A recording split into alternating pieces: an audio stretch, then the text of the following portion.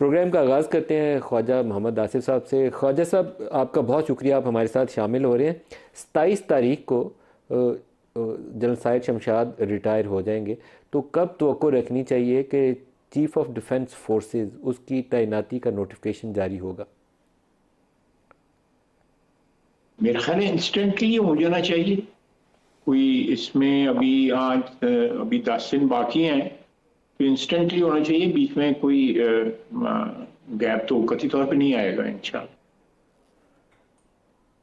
اور chief of defence forces کی تعیناتی سے کیا ایسی تبدیلیاں ہیں یا نظام کے اندر مضبوطی اور بہتری ہے جو امکانات آپ کی نظر میں ہیں جو سامنے آ سکتی ہے؟ دیکھیں، یہ مطلب سی ڈی ایس کی جو اپوائنٹمنٹ ہے یہ تو بہت سے ملکوں میں ہے، بلکہ جو بڑے ڈیولپڈ ملک جو ہیں جن میں برطانیہ بھی شامل ہے وہاں بھی یہ پوزیشن ہے۔ سی ڈی ایس کی پوزیشن جو ہے انڈیا میں بھی ہے۔ اسی قسم کا ایک عہدہ جو ہے ڈفرینٹ ٹائٹل اور نومنکلیچر جو ہے یو ایس میں بھی ہے۔ یہی چیزیں جو ہے بہت سے یورپین کنٹریز میں بھی ہے۔ تو میرا خیال ہے کہ اس میں کوئی حکمت جو ہے تو کیا گیا ہے، اور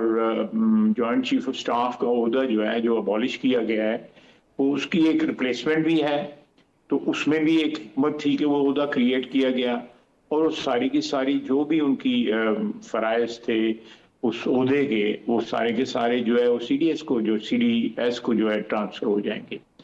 تو میرا خیال ہے کوئی اس میں کوئی نئی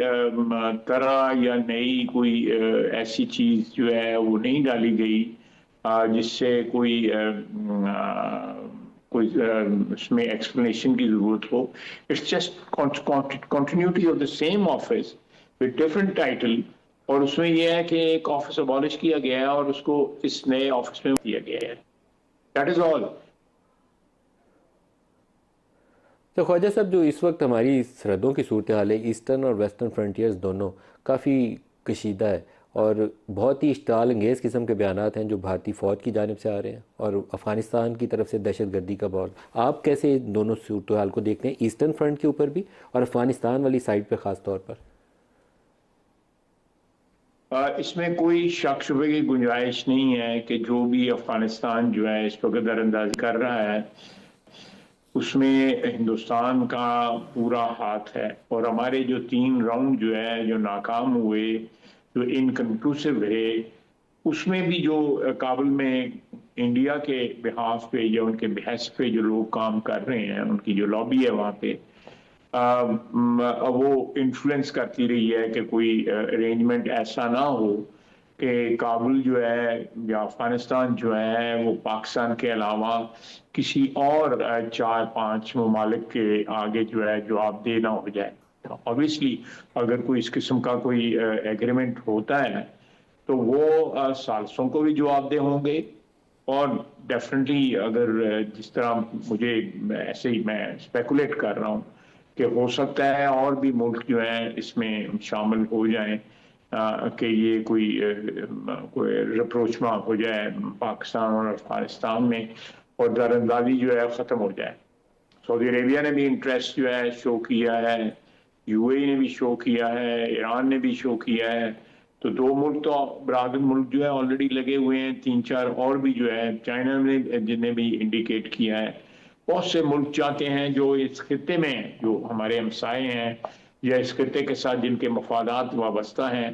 وہ چاہتے ہیں کہ یہ دار اندازی جو ہے پاکستان میں ختم ہو، اور اوور آل جو ہے ایک دہشت گردوں کی جو ہے ساری دنیا کے جو فرینچائز ہیں دہشت گردی کے، ان کی جو آماجگاہ بن گئی ہوئی ہے افغانستان، یہ کلچر جو ہے should and and they should function like a normal state. India نہیں چاہتا کہ وہ یہ چیز جو میں نے آپ کو ایکسپلین کی ہے یہ ہو، وہ اس میں ضرور روڑے اٹکائیں گے، اور ان کے وہاں پہ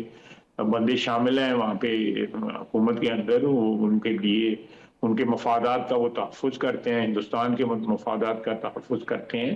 ان کی لابی ہے آج سے نہیں، بڑی مدت سے، جب دوسری حکومتیں تھیں، طالبان کی حکومت نہیں تھی، اس وقت بھی ان کا انفلوئنس تھا، تو وہ پاکستان کو انگیج رکھنا چاہتے ہیں۔ اس لیے میں کہہ رہا ہوں کہ اگر ہم یہاں پہ انگیج رہتے ہیں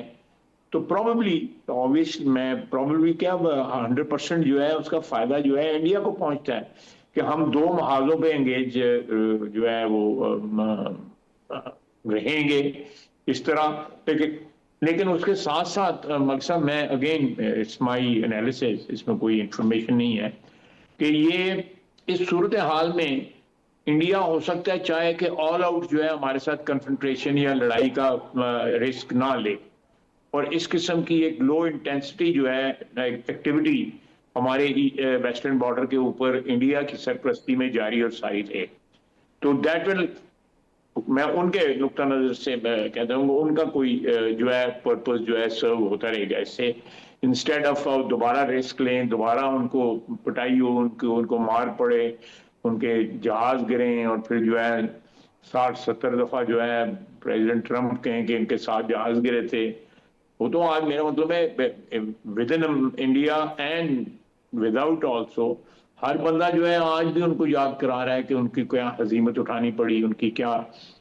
دنیاوی میں کہتے ہیں بستی خراب ہوئی. تو خواجہ صاحب، لیکن بینگ ڈیفنس منسٹر آپ چاہیں گے کہ جو انڈین آرمی کے بہت ہی اشتعال انگیز بیانات ہیں پھر آپ اس کو نظر انداز کرنا چاہیں گے؟ نہیں، میں نظر انداز تو قطعی طور پہ نہیں کروں گا. میں تو ایک آپ کو انالیسس دیا ہے، ہم نظر انداز نہیں کر رہے. ہمارے جو جو جو تیاری ہے یا ہماری جو الرٹ جو ہے ہمارا، وہ میکسیمم ہے. بالکل کسی صورت میں بھی ہم انڈیا کو ٹرسٹ نہیں کر سکتے. میں تو ایک پولیٹیکل ورکر کی حیثیت سے جو سچویشن ہے اس کو یہ اینالائز کیا ہے. لیکن اس میں رول آؤٹ نہیں کرتا، انڈیا خود بھی پوچھ سکتا ہے کہ وہاں سے بھی ہمارے خلاف جاری رکھے، اور ساتھ جو ہے وہ آل آؤٹ وار یا واٹ ایور جو بھی ان کی اسٹریٹجی ہوگی وہ ہمارے اور ان کا جو آپس میں جو سرحد ہے اس کے اوپر بھی کوئی انکرجن کرے، کوئی اٹیک کرے، یا کوئی اجتماع کرے افواج کا جو ہے جو ان کی سرحد ہے اس پہ. خواجہ صاحب، محمد بن سلمان امریکہ گئے اور امریکی دورے کے دوران 2-3 چیزوں کی بڑے عرصے سے انالیسز کے طور پر ہمارے سامنے آتی ہیں. اب وہ پبلکلی بھی ٹرمپ نے کہہ دیا کہ F-35 ان کو دیں گے. امریکہ کی طرف سے دباؤ یہ تھا کہ سعودی عرب ابراہم ایکارڈ کا حصہ بنے. سعودی عرب کا آگے سے جو جوابی طور پر دعویٰ یہ تھا یا ان کا کلیم یہ تھا کہ ہمیں آپ کچھ ایسی فیسلٹیز دیں جس کی بنا کے اوپر ہمارا دفاع مضبوط ہو جائے. ایک وہ مانگتے تھے کنونشنل وارفیئر میں جو ماڈرن ایکوپمنٹ F-35 ان کو مل جائے گا. دوسرا وہ سول نیوکلیئر یوز کے حوالے سے فیسلٹی مانگتے تھے. موسٹ پروبیبلی جو پاکستان کا ان سے ڈیفنس پیکٹ ہے وہ کافی حد تک وہ اسپیکٹ ان کا کور ہو جائے گا. تھرڈ جو پارٹ آئے گا موسٹ لائکلی اگلے چند دنوں کے اندر، وہ انڈونیشیا اور پاکستان کے اوپر آتا تھا کہ وہ ان کو کلب کریں گے ساتھ، تاکہ یہ تینوں بڑے ممالک ابراہم ایکارڈ کی طرف اکٹھے موو کریں اور کسی ایک کو اپنی انٹرنلی ڈیفیکلٹیز اپنی اپوزیشن سے یا جو ہمارا ایک بہت ہی روایتی اسکول آف تھاٹ ہے اس کی طرف سے وہ دباؤ کا سامنا نہ کرنا پڑے، نہ انڈونیشیا میں، نہ پاکستان میں، نہ سعودی عرب میں. تو اب آپ بتائیے، ایک طرف ڈیفنس فورسز، وہ جو انٹرنیشنل سیکورٹی فورسز کی تعیناتی ہے اس کے اوپر آپ کو فیصلہ لینا ہے کہ آپ فوج بھیجنا چاہیں گے یا نہیں. دوسرا ابراہم ایکارڈ، کیا اس کے اوپر دباؤ آ سکتا ہے ہمارے اوپر؟ دیکھیں، جہاں تک سیکورٹی فورس کا حصہ بننا جو ہے وہ میں سمجھتا ہوں کہ پاکستان کو بننا چاہیے. پاکستان کی وہاں پہ موجودگی جو ہے کسی نہ کسی صورت میں یا کسی نہ کسی اینگل سے جو ہے فلسطینیوں کو تحفظ جو ہے، جو ہمارا ایک جذباتی تعلق جو ہے، ایک ہمارا جو اسٹیٹڈ سٹینڈ ہے اس ایشو کے اوپر پاکستانی حکومت کا، وزیر اعظم جس طرح کلیئر کٹ جو ہے اس کے اوپر بیان دے چکے ہوئے ہیں، تو ان کو پارٹیسپیٹ ہمیں کرنا چاہیے اس فورس کے اندر. ہمارے بھائی ہیں وہاں پہ، ان کا انٹرسٹ واچ کرنے کے لیے اگر کوئی ایک 8 یا 7 یا 6